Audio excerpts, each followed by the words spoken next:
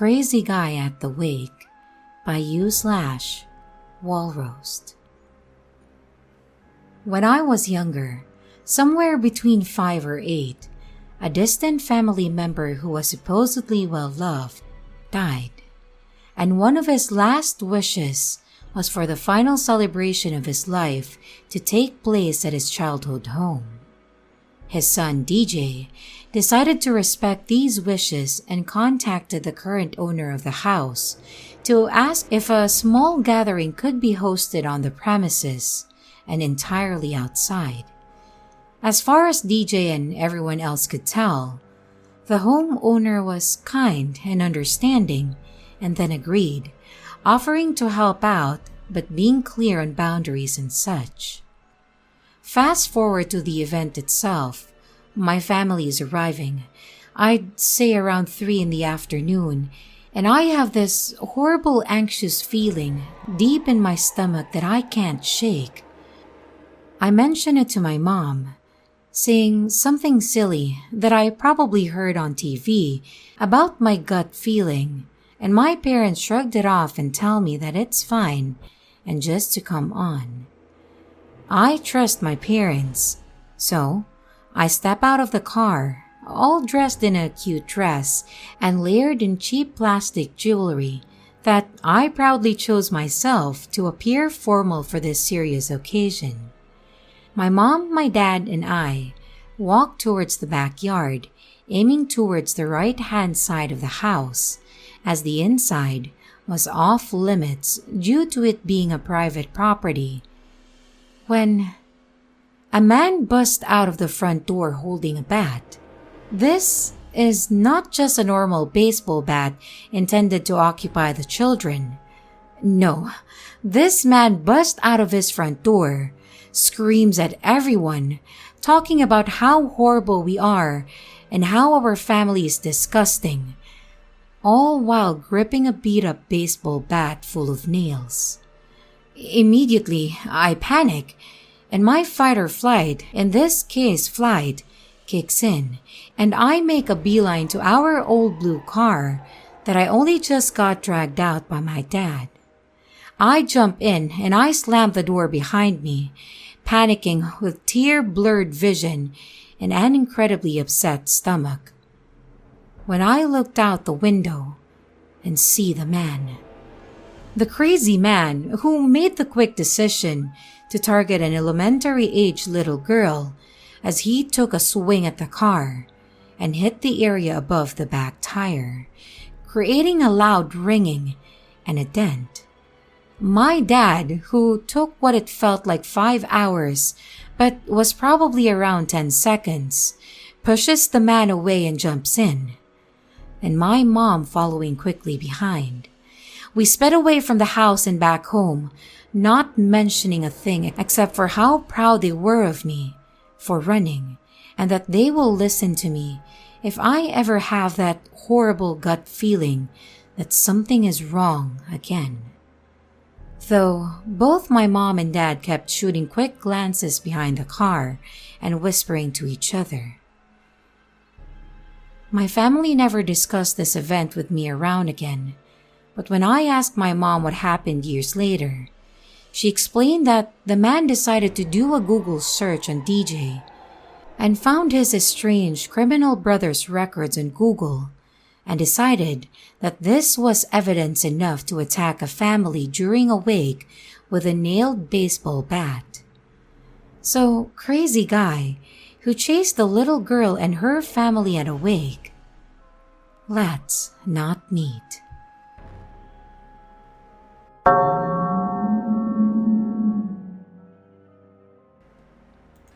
Banshee Lady by Carissabythesea.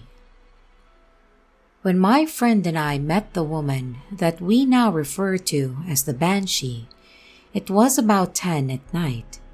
We were walking back from a milk tea place, and we were maybe at mile 5 of a 6-mile total round trip, almost home. We were walking on a long stretch of sidewalk next to a wide road that is busy during the day, but almost empty at night.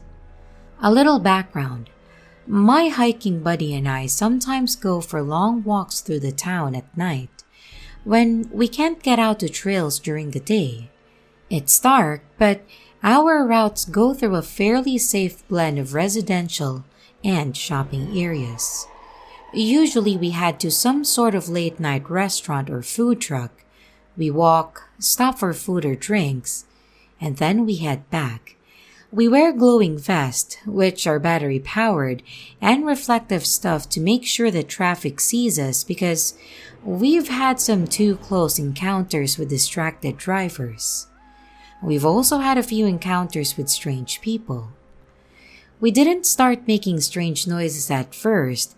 It was a long stretch of straight sidewalk, and we hadn't seen her coming for a long time before she started that.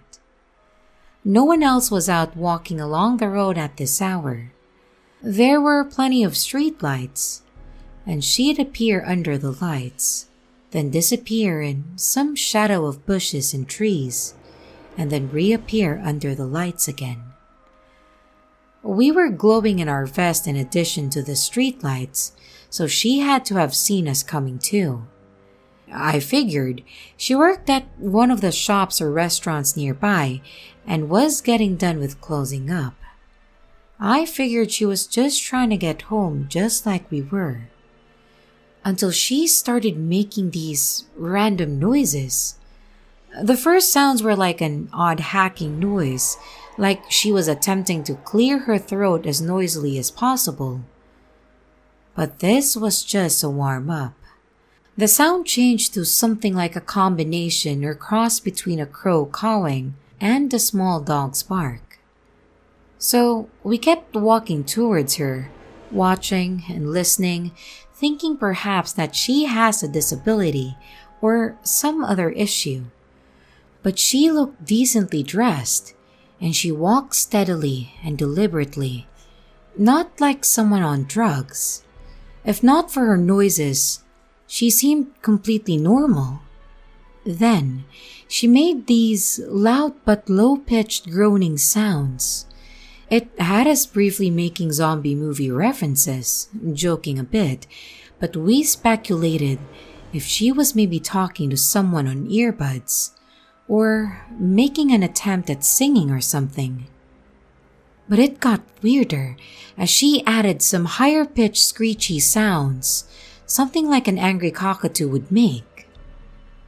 At this point, she is less than 2 blocks away and she's rotating through these bizarre sounds with short pauses of silence in between. She looked like someone's cute little grandma. She didn't look like anything that you'd expect to be making those sounds. She's wearing an old-fashioned thick skirt, a cardigan, and clunky-looking shoes, carrying a single cloth shopping bag, and her hair is a short, curly old lady perm. She looks adorable, but she sounds insane.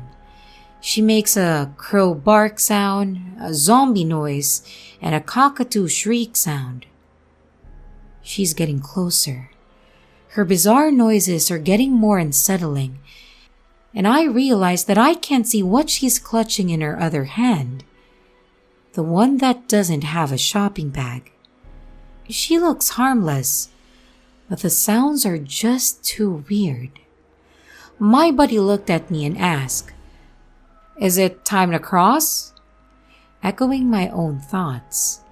We didn't want a confrontation with this woman, and I nodded, but just before we stepped out into the road, the lady seemed to have the same idea. She suddenly veered off the sidewalk and went into the road, making a steady diagonal line towards the other side. There was no traffic on the road at this point, so I wasn't worried.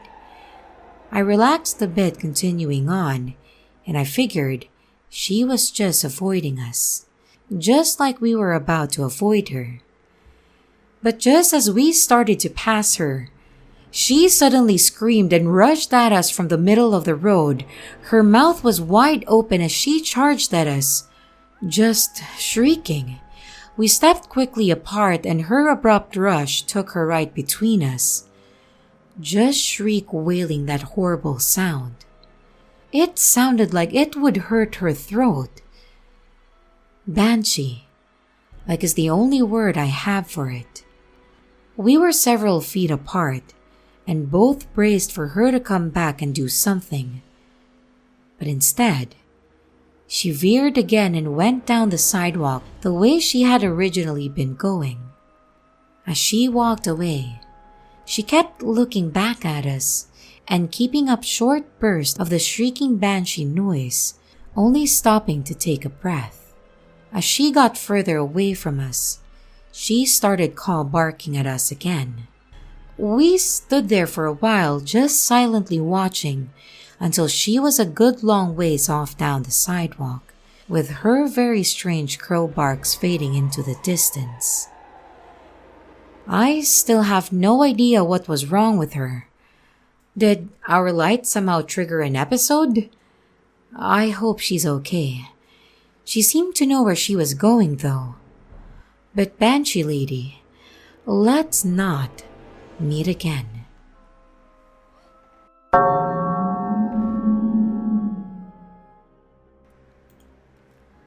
Belfast Craziness. Okay, this happened probably around 2002. I moved to Belfast from London, and I would have been like 11? I'm 30 now. Anyway, I lived in a new area. A lot of houses and etc. were being built, and they were all massive and beautiful houses, despite being a terrible area, and I thankfully no longer live in. I'm with a friend called Dave, and we were looking for my sister. We go around the corner from my house, down where they are building a bunch of houses, and it's pretty dark. I'd probably say it's like 10 or 11 p.m. I don't really remember why we were looking for my sister, but I don't even think she was around. Anyway, we're walking past houses that look pretty much finished. We're chatting, and a guy randomly shows up out of the blue behind us and grabs a hold of me. Dave by the stage is batshit petrified and runs away crying and climbs over a fence, completely ditching me. The guy is very casual despite being creepy, and I'm not as freaked out as I should be. I assume he's a provie, which is someone who watches the streets in West Belfast. He's got a hold of me, and it's like when you've been caught in a place that you shouldn't be in. I expect him to be just like, "You shouldn't be here at night while we're patrolling the streets." But suddenly, we got to a house which isn't completely built yet, and nobody lives in it as well. Well, that's what I think. I am literally standing inside this basement-looking house while he is outside phoning the cops. I assume he's fake calling the cops, as the conversation sounds fake, and he sounds like he's trying to scare me. And he is. I get really freaked out now though, because upstairs, there's like this constant tapping sound, and it can't be a builder by himself at like 11 p.m. surely. It sounded like someone locked in something that's trying to get out, and that scared me. It was the speed of sound, and as if they knew that I was in the house. It sounded like they were trapped upstairs or something. Suddenly, he's off the phone and he's like, "Okay, the cops are coming to your house soon. Leave, now." I'm thinking, nah, not really. I didn't give you my address, but at the same time, I was freaking out because maybe this guy knows the streets and where I live. So that entire night, I was just looking at my window, hoping no cops would come. They didn't in the end, and he obviously did all of that just to scare me. But why? This situation for me is scary because a guy randomly grabbing a hold of you in the street in pitch black darkness is freaky, regardless of whether or not it's a building site. And I probably shouldn't have been there. He could have put me in a room and locked the door, had someone torture me or something. And I've always wondered, why was he there? What was he doing? Afterwards, I was scared to go out at night in the area unless I had someone with me. Truth be told, there were a lot of issues in the area, and I'm guessing that guy and a bunch of other guys were acting like undercover cops, since the cops weren't usually comfortable coming up to where I lived, since they usually get bricked. It comes from the troubles.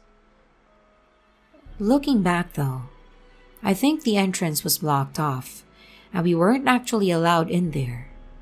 Considering the situation, I was actually pretty calm compared to my friend, and I have terrible anxiety. I think I just assumed that this guy wasn't bad, but again, on any given day, he could have been bad.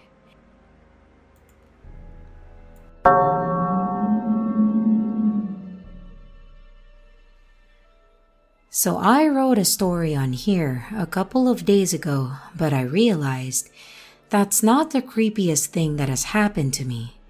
I guess I'm just a creeper material. This story happened actually around the same time as the other story, maybe only a few months prior. My friends and I planned a day to go to Disneyland.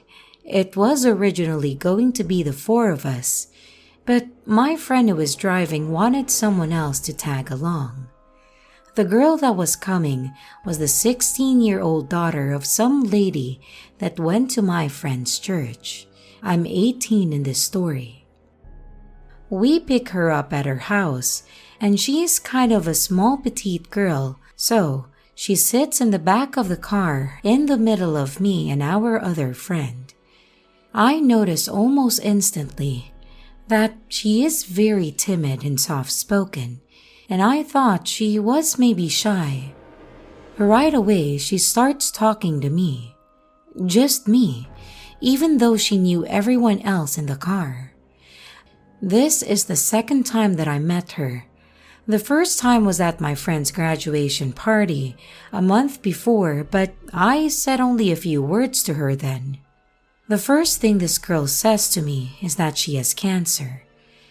I got really sad and thought maybe that's why she looked kind of frail. She went on about how she is staying in a local hospital half of the time and her doctors are really nice. I didn't even ask what type of cancer she had. I was just concerned about making that day fun for her. She then started talking about how her uncle did something to her. And by now, I'm thinking, this girl has gone through a lot. But I was wondering why she was telling me all of this when she doesn't even know me. We get to Disneyland and we wait in line for our first ride. She starts telling us that the chemo and radiation is kicking in. And I see her walk behind a tree and stick her finger in her mouth and force herself to throw up. By now, I'm thinking, something is up, and I ask my friends some questions, and they tell me that she is a pathological liar. Okay, that would have been nice to tell me beforehand. Throughout the day, this girl was constantly trying to sit next to me on every ride we went on, talking about her cancer and how she wants me to be there for her. She even pointed out a random stranger in the crowd and said that that was her uncle, and she hugged me to protect herself. A few hours later, she does the same exact thing and points at a different guy. We stop to use the restroom, and when I'm done, I realize everyone else is still in the restroom except her. She starts telling me that ever since the first time she met me, she knew that I was the one. She said that she felt this special connection to me and that I was her knight in shining armor. This really freaked me out. Later on, my friends tell me that this girl actually has a boyfriend. I couldn't believe it, but sure enough, I go on Facebook and see pictures of them together, and it says that she's in a relationship. What the... Why is this girl saying all of this to me while she has a boyfriend? I wanted to leave, but more than anything, I wanted to catch her in her lie. I asked her why she still has hair if she has been going through all of this chemo and radiation, and she turns around, pulls a chunk of her hair out of her scalp and says, "See, I'm losing hair as we speak." This girl has issues. I asked her why she's flirting with me if she has a boyfriend and told her that was wrong. She immediately said that she was going to break up with him and handed me her ring that he gave her and told me to have it. On the way home, she opened my hand and handed me a thumbtack. I'm thinking, what the? And she told me she wanted me to keep this from her because that is the thumbtack she used to cut herself with. I did not want to be holding it. I just wanted to finally go home. On a side note, during the day we were all talking about colleges that we were going to in the fall, and when I mentioned the one that I was going to, the girl said she will be going there when she goes to college. I thought she was lying again, but I find out from my friends that her dad works at the college and she gets free tuition there. So that happened to be the truth. Of course, the one thing that wasn't a lie. 2 years later, I saw her at the school walking to classes and tried to avoid her as much as I could. I did not want to go through all of that again.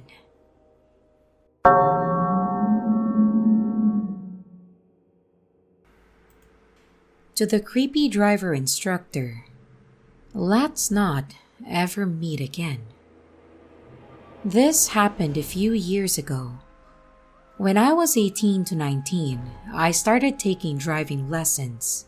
First, the theoretical part, which ends in a written test, and then the practical part, with the actual learning of driving a car.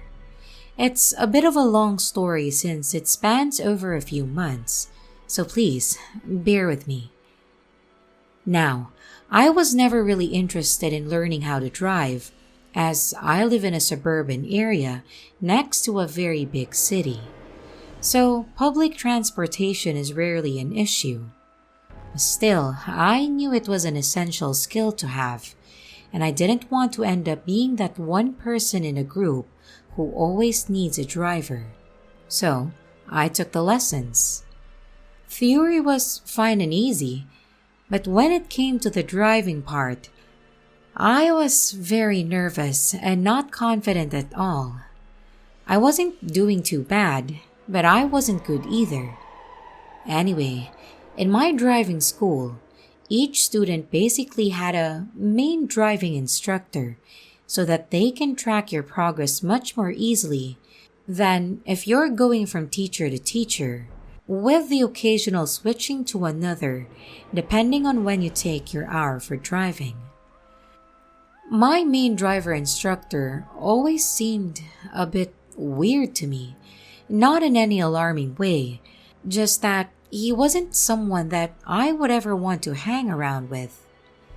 He was in his 50s or late 40s, very, very overweight, and very long nails, at least for a man, which for some reason I found to be very creepy. At first, for the first few lessons, everything was fine. He wasn't very talkative, only giving me directions.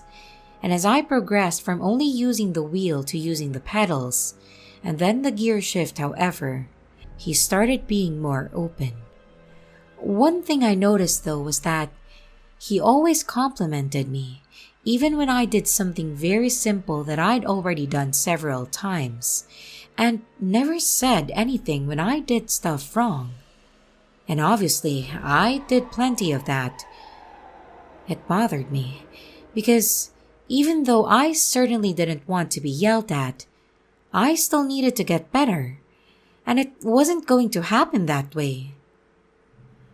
Then one day, as we parked near the driving school at the end of the lesson, he leaned on the side to reach me and kissed me on the cheek to say goodbye. It seriously weirded me out, but not as much as you think. You see, in my country, that's what we do to say goodbye and hello to people. You've probably guessed where I'm from with that, though in not a professional setting, and certainly not between teacher and student. So it was weird, but not overly alarming. Another day, he said that he was going to buy me a coffee when I passed my test. This, I said sure, with pleasure, and I didn't see anything wrong with my driving instructor buying me a €1 coffee at the machine in celebration. Except that a couple of lessons later, we were talking and happened to pass in front of a McDonald's, and he joked that when I pass my test, he'll take me to a restaurant, but a much better one than a fast food chain. That? No. Another red flag. On the day the director of the school rode in the back with us, as he was basically doing checkups on the students, and suddenly, my driving instructor was doing his job perfectly, asking me if I had questions, going over what I did wrong and what I did right. A real, normal driving lesson. It felt nice, for once. But now, I was 10 times more nervous going to the lessons. I kept making excuses to cancel, but in my country, driving lessons are extremely expensive, and you can only cancel 48 hours before, so I couldn't afford to lose any money. By this point, I just wanted to get it over with as quickly as possible. The problem is, I wasn't making any progress. A couple of times we did a bit over an overtime, like 5 or 10 minutes, nothing major. And he once told me that he could give me private lessons, and that it would be our little secret. Yes, that one cliché sentence. The kissing thing kept on for a few lessons. He has even put his hand on mine over the gear shift a few times, or touched my leg as an excuse to reach for something. But then, he did the one thing that I just couldn't take. He must have looked at my file and got my phone number. He then sent me a text, just asking an innocent question about the time of our next lesson. Except that this kind of stuff goes through the secretary, not the instructors themselves. And that's when I decided to act. I just couldn't take it anymore, and I absolutely didn't want this creep to have my number. So I went to the secretary and asked to change instructors. When she asked why, I let everything out. The stress, the harassment, some of the things he said and did. And she was horrified. Said that of course she'd switch me to someone else, but also asked that I go to the director and tell him everything to get this guy fired. And so I did. I knew he was a good person, and only a couple of sentences in, he had his head in his hands in pure despair. He asked for a screenshot of his text, which I sent him. He said that he would do his best, but where I live, you can't just fire someone on a whim. You need proof, solid reasons, and the like, something that I'd never be sad about before now. Anyway, a few days later, I got a new instructor, one who had no issues pointing out my mistakes. It hurt a bit, especially when I realized that I was much worse than I thought, and that most of my lessons had been completely useless. But still, it was a nice change to be treated like an idiot. The creepy instructor wasn't fired for a few weeks, so sometimes I sadly crossed paths with him, but he always avoided looking in my direction. Well, I guess he knew exactly who ratted him out. I admit, it frightened me a bit that he tried to do something in retaliation. Two things happened after he was fired, which makes this whole story even worse. I worked in a fast food chain, so I was around lots of people my age, and when talking to one of them, we realized that she too had issues with him. Same kind of behavior, except that she was luckier because she passed her test not long after she first had a lesson with him.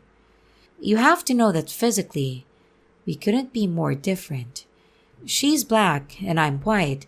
She's thin and I'm overweight.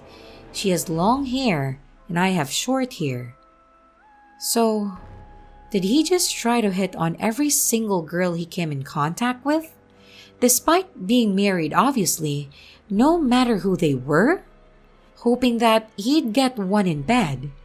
What about the many minors he must have come in contact with?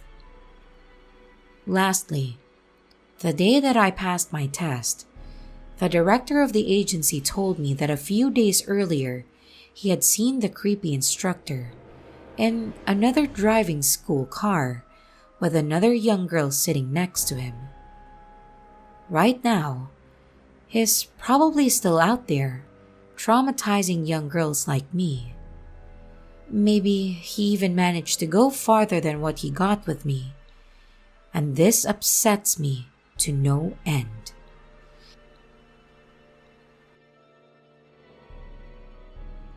Hello everyone, it's your creepy sister here.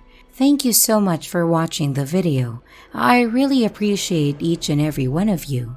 But I would also like to thank my amazing patrons, my top tippers, and my dearest channel members. Thank you very, very much. I really appreciate it with all of my heart. If you want to support the channel further, you could also choose to become a patron, a tipper, or a channel member. But remember, it's appreciated, but never a requirement. I would also like to announce that we have merch now. The link is in the description of the video, along with all my other social media links, like my Discord server, Twitter, Instagram, and others. You can connect with me and send your stories there. And don't forget to like and subscribe if you haven't yet, and comments are highly appreciated. And remember, your fear feeds me.